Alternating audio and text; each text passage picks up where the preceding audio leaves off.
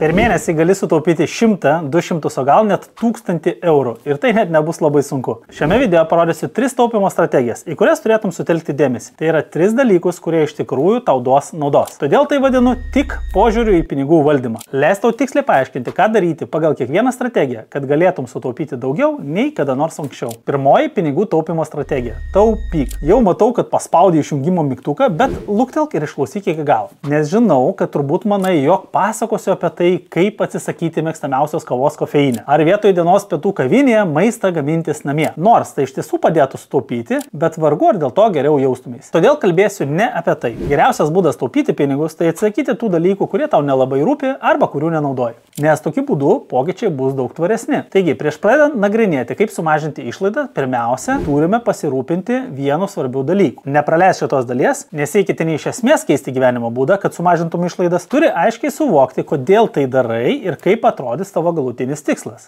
Daugeliu žmonių nepavyksta, nes jie pradeda taupyti tik dėl taupimo. Jie iš tikrųjų nežino, ką iš to gaus, todėl po mėnesio, po 2 mėnesių jie praranda motyvaciją. Jiems tiesiog nėra pakankamai svarbu. Taigi paklausk savęs, koks mano tikslas. Ar taupai patogiai pensijai, kiek pinigų taupai atostogoms, kur ketini vykti, kokiame viešbutyje gyventi, ką valgysi stebėdamas saulėlydį. Galbūt tai pradinis įnašas už butą. Jeigu taip, kaip tas butas atrodys ir kaip jame jausiasi. Kad ir kas tai būtų, svarbiausia, kad tai būtų kažkas, kas tave džiugina. Dauguma žmonių nesidžiaugia taupydami pensijai. Man 25 metai, kokia dar pensija, žmonės tiek iš vis negyvena. Bet gali pradėti nuo to, kad pasakysi savo, noriu taupyti tam, kas man svarbu ir noriu labiau sumažinti išlaidas, kad nereikėtų būti priklausomam nuo aplinkinių. Ir žinoma, nesistengti taupyti vien dėl to, kad taupytum, nes greičiausiai tau nepavyks. Kaip dabar, kai jau turi aiškią taupimo motyvaciją, svarbią priežastį, kodėl, šiame skyriuje parodysiu, kaip kas mėnesį sutaupyti 100 eurų. Pirmoji mintis, kurią noriu, kad įsisąmonintum, yra ta, kad dauguma žmonių stengiasi taupyti viską. Jie bando sumažinti 5 procentus kavai, 5 procentus telefoną sąskaitoje, 5 procentus salotoms. Ir gauna apgailėtiną gyvenimą.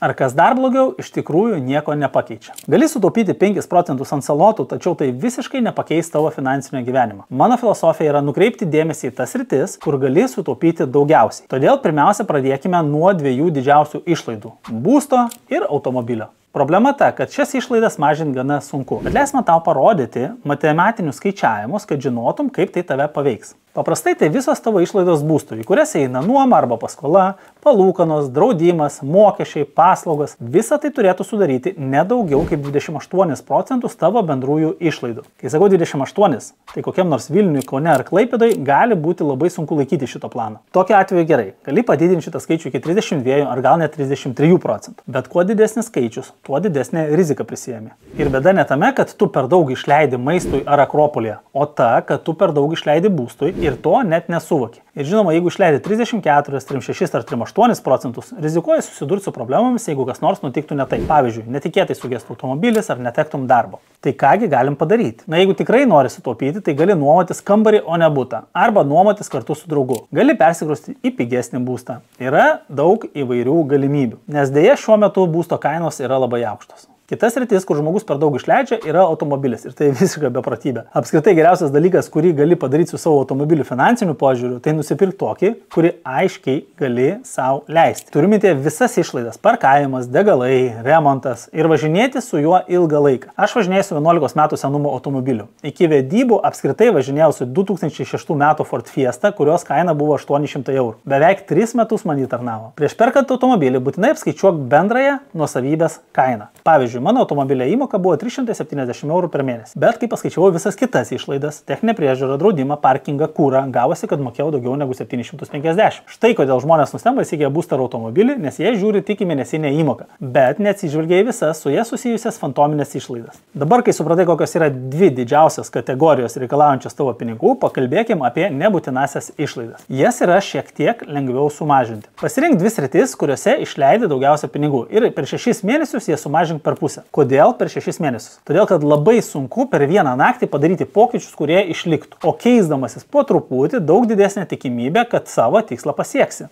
Kaip tai gali atrodyti? Tarkim, seki savo išlaidas ir pastebi, kad per mėnesį tau trūksta 300 eurų. Beje, tai nutinka daug dažniau negu manai. Kad sekti būtų patogiau, šio video aprašyme rasi nuorodą į Fix sistemą. Parsisiųs nemokamą failą ir kontroliuoti savo finansus bus ženkliai lengviau. Taigi, nustatai, kad viena didžiausių tavo nebūtinų išlaidų yra valgymas kavinėse. Tarkime, per mėnesį išleidi 200 eurų maistui. Štai kaip atrodytų lėtas šios kategorijos išlaidų mažinimas per 6 mėnesius. Pirmąjį mėnesį išlaidą sumažinai 15 eurų. Kitą mėnesį dar 15. Trečią dar 15. Aišku, kad per 6 mėnesius gali būti, kad kokį mėnesį atsipalaiduosi ir išleisi daugiau. Nieko baisaus, klaidų pasitaiko. Ir per daug dėl to nesijaudink. Bet per 6 mėnesius vis tiek bus laipsniškas mažėjimas ir tai leis tau jaustis gerai keičiant gyvenimo būdą. Tai nėra lenktynės, bet per 6 mėnesius sugebėsi per pusę mažinti išlaidas maistui kavinėse. Dabar pritaikyk tą pačią strategiją su kita išlaidų rūšimi ir gausis dar keli šimtai eurų papildomų pinigų kiekvieną mėnesį. Tai pinigai, kuriuos gali panaudoti atiduoti skoloms ar investuoti. Su tais pinigais gali daryti ką tik nori. Tačiau pastebėk, kad tai vyksta lėtai, palaipsniui ir tvariai. Dabar, kai sužinojai, kaip tvariai mažinti išlaidas, pereikime prie antrosios pinigų taupimo strategijos. Investuok. Ir ne,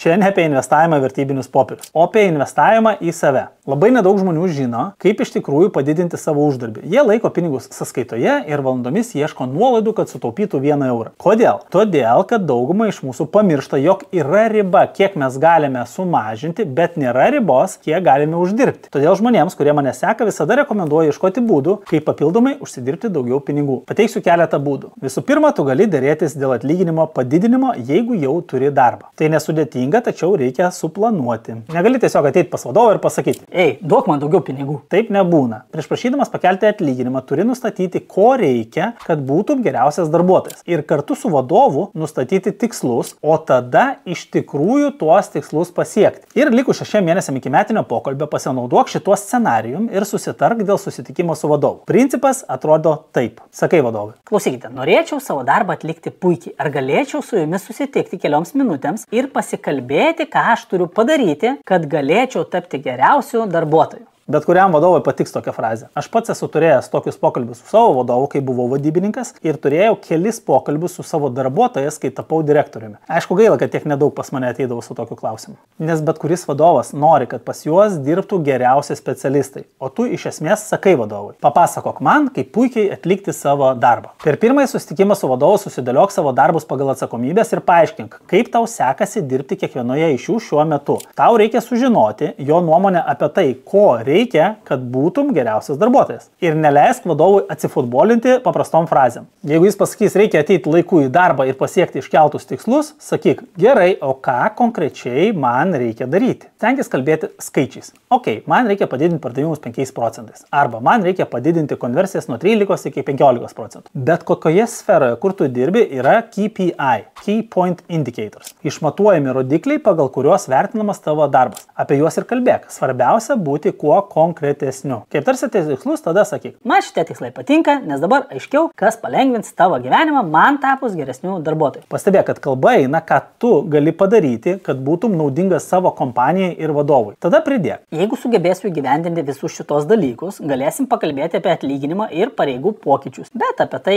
vėliau, kai ateis laikas. Po pokalbio būtinai vadovui išsiųs laišką su informacija, kurią aptarėte. Ir tada reikia tiesiog pasiekti tuos rezultatus. Pradėk stebėti viską, ką darai darbe. Įsitikink, kad fiksuoji rezultatus, įvertink juos kokybiškai ir kas savaitę ar dvi nusiųsk mailą vadovui, sakydamas: štai ką mes aptarėme, štai tokia mano dinamika, šioje vietoje susiduriu su sunkumais, bet prie to dirbu, o va ši vieta jau viršė jūsų lūkesčius. Informuosiu toliau, kaip man sekasi. Tai va, jeigu nori gauti didesnį atlyginimą, matai, kad iš tikrųjų turi būti geriausias darbuotojas. Algos tau niekas nekels vien už tai, kad atėjai į ofisą, nes visi kažkaip iki jo nusigauna. Tai, ką konkrečiai tu darai, yra tikroji vertė išskirianti tave iš visų bendradarbių. Kai nuolat demonstruosi puikius rezultatus ir apie tai praneši vadovui, pasakyk, kad kitą mėnesį susitikimo metu norėtum aptarti atlyginimo klausimą. Kaip žmogus praėjęs visą kelią nuo juodadarbio ant naftos gręžimo platformų iki įmonės vadovo, galiu patarti štai ką. Atlik simuliaciją apie derybas dėl atlyginimo su keliais draugais, kad galėtum gauti grįžtamąjį ryšį apie tai, kaip tau sekėsi. Kai konsultuodavau savo aplinkos žmonės, jie dažnai būdavo labai nepasitikinti savimi. Manęs klausdavau: Kaip galvoja, ar galiu paprašyti pakelti atlyginimą? Nors biškį, nors ant 100 eurų. Nors gal man ir pitisoką užteks. Padidinkite ant 5 eurų, please. Yra būdas kalbėti su pasitikėjimu, pagarbiai ir nepamiršk, kad 80% darbo jau yra atlikta prieš ateinantį susitikimą su vadovu. O kad susitikimas būtų sėkmingas, ateik pasiruošęs. Patikrink, kokie atlyginimai yra rinkoje šiuo metu per savo banką, savo market, savo online. Turėk savo pasiekimų sąrašą su konkrečiais rezultatais ir nusiteik aptarti teisingą atlygį. Gali atsitikti taip, kad įmonė tiesiog negalės tau padidinti atlyginimą, bet visada yra vietos deryboms. Gali gauti papildomas naudas - sveikatos draudimą, kuro kortelę, papildomą atostogų dieną, įmonės automobilį. Žinok tik vieną, kad jei nekalbėsi dėl atlyginimo padidinimo, tai yra beveik 100% garantija, kad jo ir nesulauksi. Kitas būdas padidinti savo pajamas - susirasti geriau apmokamą darbą. Gali paaiškėti, kad tavo įmonė tiesiog nesiūlo didesnio atlyginimo. Nereikia pykti, nes čia tik verslas, nieko asmeniško. Bet ką tada daryti? Pradėti ieškoti kitos darbo vietos. Ir į naują darbą tu jau ateisi su didesnė patirtimi, nei buvai senajame. Aš viename darbe gaudavau 1800 eurų atlyginimo. Perėjęs į kitą, mano atlyginimas pakilo iki 2600 eurų. Todėl reguliariai stebėk, kokia yra situacija rinkoje. Bet ar tai reiškia, kad visiems reikia keisti darbą? Žinoma, kad ne. Aš iš tikrųjų manau, kad dažnas darbo keitimas gali pakenkti karjerai. Tačiau būna atveju, kai pasieki lubas savo darbovietėje. Arba tiesiog tas darbas, kurį darai, ar aplinka, kurioje esi, kelia nuolatinį stresą. Jeigu taip yra tavo atveju, tada nereikia bijoti keisti darbo. Ir galiausiai tu visada gali susikurti galimybę užsidirbti papildomai. Didžiausias netikėtumas yra tame, kad tu turi įgūdžių, už kuriuos kiti žmonės yra pasiruošę sumokėti. Tai gali būti tekstų rašymas, grafinis dizainas ar begalė kitų paslaugų. Ką tik už teksto vertimą sumokėjau 100 eurų. Už savo video montavimą, skriptų rašymą, socialinių tinklų administravimą taip pat moku. Už auklės paslaugas, už fotografavimą, už langų valymą, už viską žmonės yra pasiryžę sumokėti. Net jeigu žinai, kaip išmokyti šunį paspausti tau ranką, kas nors už tai sumokės. Nežinau kodėl, nes savo rambą pats išmokau,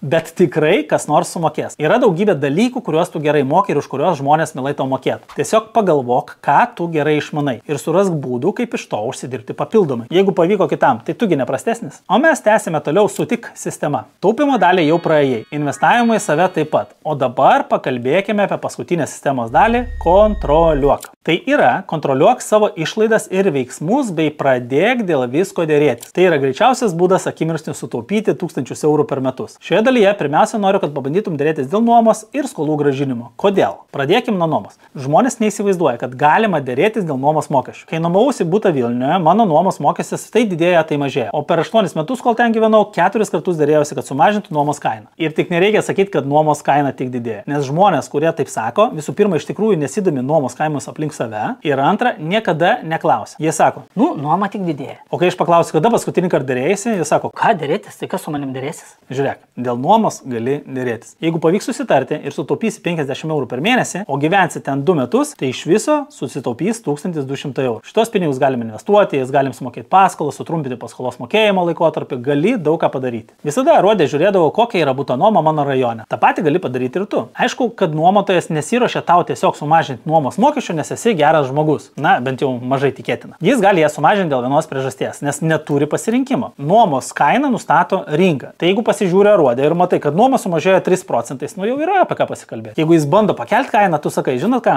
Aš iš tikrųjų norėčiau mokėti mažiau. Ir maloniai praleidi laiką, pasideri. Ir galbūt tau sumažins nuomą. Gal ji išliks tokia pati. O gal vis tiek pakels. Bet kuriuo atveju tu turi pasirinkimo galimybę. Gali mokėti daugiau ir pasilikti arba susirasti kitą vietą. Yra daugybė galimybių. Nors dabar didžiuosiuose miestuose kainos yra sukilusios, bet vasarą jos nukrinta. Per COVID taip pat nukrito, nes studentai išvažiavo pas tėvus. Rinka yra dinamiška ir pastoviai keičiasi, todėl dėrėtis visada įmanoma. Kokia viso to prasmė? Esmė ta, kad jeigu nepaprašysi, niekada ir negausi. Ir čia kalba eina ne tik apie nuomą, bet ir apie telefono sąskaitas. Bendrovės vilioja vienas klientas nuo kitų, o tos, kurių klientai esame dabar, pasiruošus sumažinti paslaugų kainą, kad tik nepabėgtum pas konkurentus. Nes jos išleidžia šimtus ar net tūkstančius eurų, kad įgytų tave kaip klientą. Gali tuo pasinaudoti. Štai keli dalykai, dėl kurių gali pasidarėti. Mobilus ryšys, automobilio draudimas, televizija ir internetas, būsto paskola, kelionių ir rizikinis draudimas. Net jeigu nepavyks, nieko baisaus. Kartais pavyksta, kartais ne. Bet jei nepabandysi, niekada nesužinosi. Taip pat gali dėrėtis dėl paskolų, kad prailgintų paskolos terminą, kad sumažintų palūkanų normą. Bankai, kredito unijos mielai perims tavo turimą paskolą vienas iš kito su palankesnė palūkanos norma, jeigu manys, kad tu esi vertingas klientas. Svarbiausia - perimti savo finansų kontrolę. Nuoma, telefonas, internetas, visa tai. Tikriausiai ne visur pavyks susitarti, bet jeigu pavyks bent kur nors, reiškia buvo verta. Taupydamas protingai, investuodamas į save, padidindamas pajamas ar susirasdamas naują geriau apmokamą darbą, susikūręs papildomus pajamų šaltinius ir paėmęs kontrolę į savo rankas, tu pilnai išnaudosi tik sistemą. Ir tokiu atveju tik Tu pats nuspręsi, kokį gyvenimą nori gyventi. Sėkmės.